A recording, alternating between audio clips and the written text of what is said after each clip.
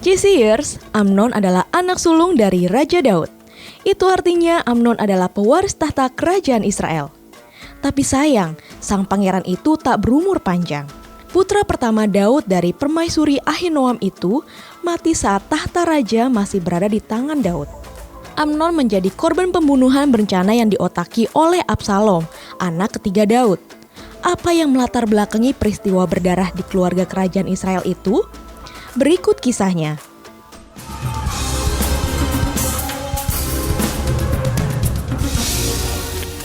Lingkungan istana kerajaan sebenarnya sudah dirancang sedemikian rupa sehingga keluarga kerajaan selalu terpenuhi kebutuhannya.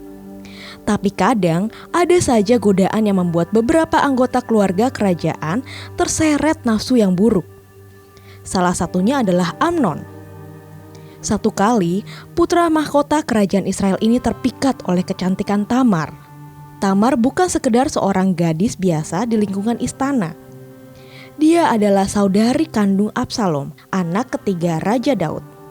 Kakak beradik Absalom dan Tamar lahir dari istri Daud yang bernama Maakha.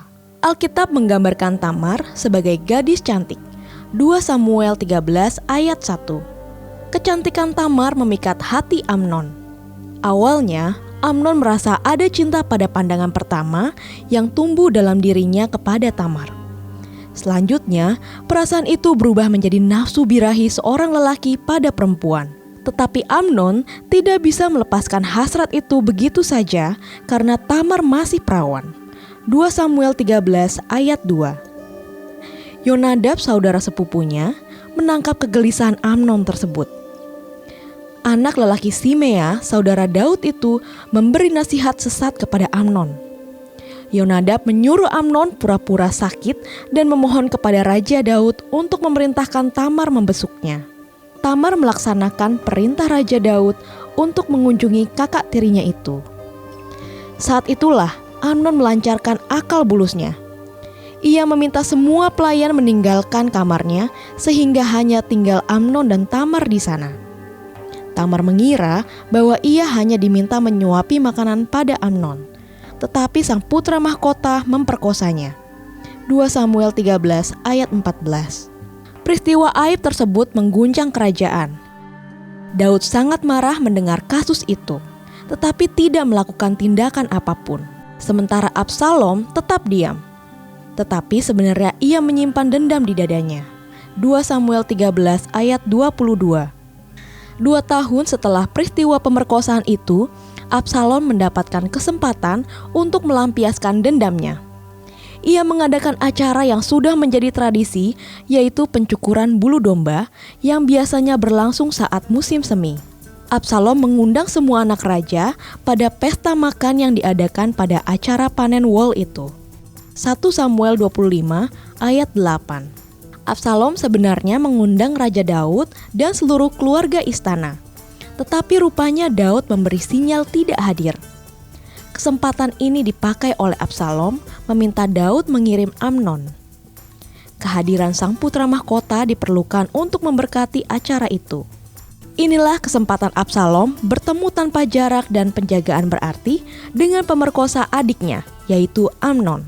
Begitu Absalom memperoleh kepastian bahwa Amnon dan anak-anak raja lain akan hadir pada pesta jamuan makan di rumahnya, maka ia segera menyusun rencana pembunuhan terhadap Amnon. Absalom memerintahkan anak buahnya untuk membunuh Amnon ketika putra mahkota itu sudah mabuk. Beberapa ahli Alkitab menyatakan bahwa balas dendam pada pemerkosa Tamar adalah motif utama Absalom. Tetapi ia sebenarnya pada saat yang sama memenuhi ambisi pribadi untuk merebut posisi putra mahkota demi tujuan menjadi raja suatu hari nanti. Cheers, Absalom berhasil menghabisi nyawa Amnon, sang putra mahkota. Daud sangat berduka cita karena meninggalnya Amnon. Alkitab menggambarkan kesedihan Daud berlangsung sampai berhari-hari. Kemudian, setelah melakukan pembunuhan itu, Absalom melarikan diri ke Gesur, wilayah kerajaan di mana Maakha, ibunya, berasal. Absalom mengasingkan diri selama 3 tahun di sana.